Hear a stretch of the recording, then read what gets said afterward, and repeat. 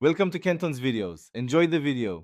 You begin by isolating the trailer, park level, chalk wheels, and disconnect the battery.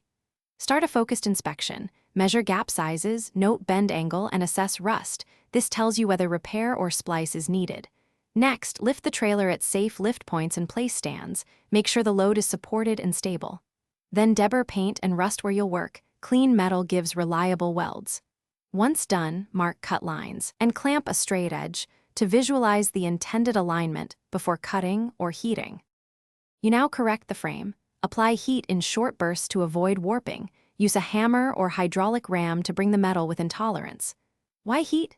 It relaxes stress and reduces cracking risk. After straightening, position reinforcement plates that extend 6 to 12 inches past the damage zone. Matching plate thickness maintains strength. Clamp and tack weld both sides, then recheck alignment with a straight edge and measure diagonals. If square, complete full weld passes, grinding only as needed to preserve section strength and prevent thin spots. You finish by grinding welds smooth where needed, but avoid overgrinding. Maintain metal thickness. Clean, prime, and apply rust-proof paint so corrosion won't reinitiate. Reinstall any removed parts, torque bolts to manufacturer specs, and reconnect the battery. Then perform incremental load testing.